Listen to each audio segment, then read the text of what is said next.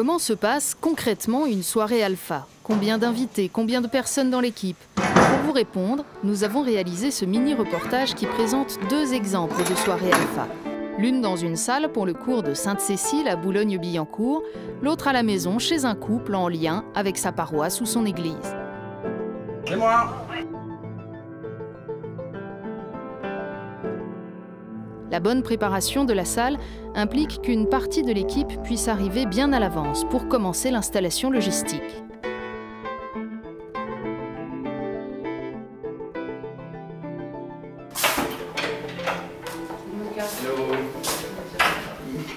Organiser un cours dans une maison, que ce soit en soirée ou au petit déjeuner autour d'un café le samedi matin, présente l'avantage d'être léger. Une petite équipe suffit. 3 animateurs peuvent accueillir entre 6 et 10 invités. Nous recevrons 5 ou 6 personnes, 5 ou 6. Et donc on va préparer la table. Je crois que les DVD sont prêts. On va mettre la table. On va mettre... Une seule condition, le faire en lien avec votre paroisse ou votre église.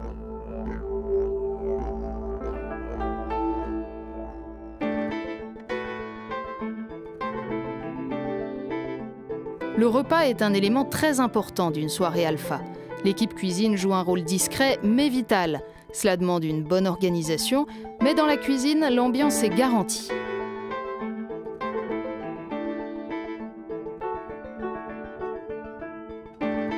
Dans une maison, la logistique des repas est plus facile à organiser. Mais le plaisir de faire des petits plats pour bien accueillir ses invités est peut-être encore plus grand. L'annonce de l'Évangile est d'abord une activité spirituelle, pas une question d'organisation ni de méthode. La prière de l'équipe est le fondement essentiel d'une bonne soirée alpha.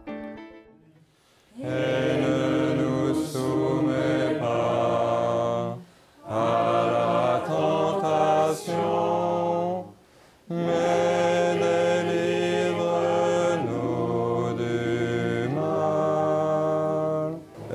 François, on t'a désigné, je crois, pour l'accueil. Donc tu mettras ton parka, ce qui fait pas Le très chaud. responsable du cours assure chaque soir le briefing de l'équipe pour que chacun sache ce qu'il a à faire pendant la soirée.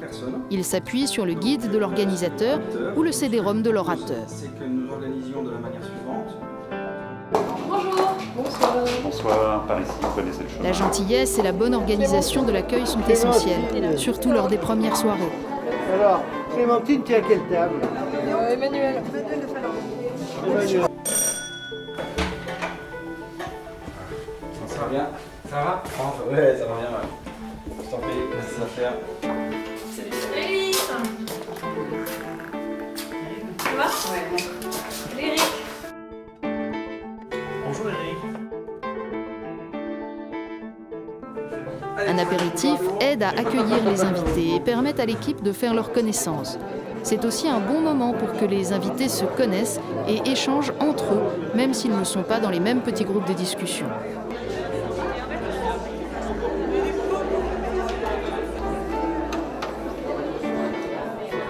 La convivialité est une dimension très importante d'Alpha. Le dîner est là pour qu'on puisse faire connaissance, pas pour se lancer tout de suite dans de grands débats. C'est un temps où l'on apprend ce que fait chacun, ce qu'il a vu au cinéma, où l'on parle du dernier match de foot ou des problèmes de dents du petit dernier, tout simplement.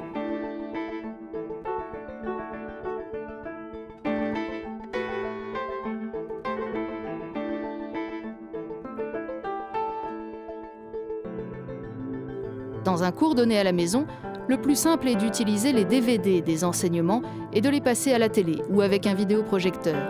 La formule a été testée avec succès dans des milliers de petits cours alpha à travers le monde.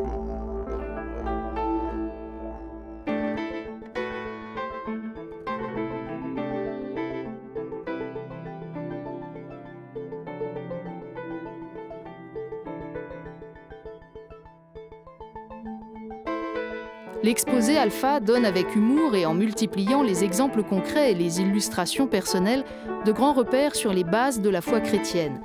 Il peut être donné par des laïcs ou par le prêtre ou le pasteur. Le principal, c'est qu'il soit vivant, percutant et qu'il évite tout jargon.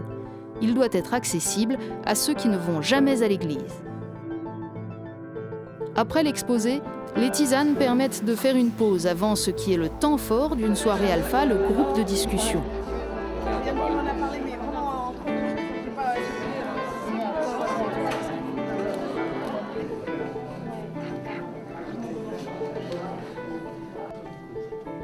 Ce que les invités préfèrent dans Alpha, c'est le groupe de discussion où chacun peut poser ses questions, dire ce qu'il a sur le cœur. Aucun sujet n'est tabou, aucune question n'est jugée trop simple ou trop agressive. Les animateurs sont d'abord là pour écouter les invités.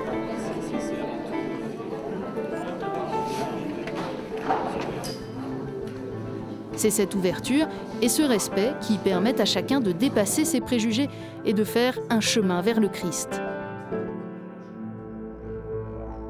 Si chacun se sent écouté et respecté dans le petit groupe, les invités reviendront la semaine prochaine.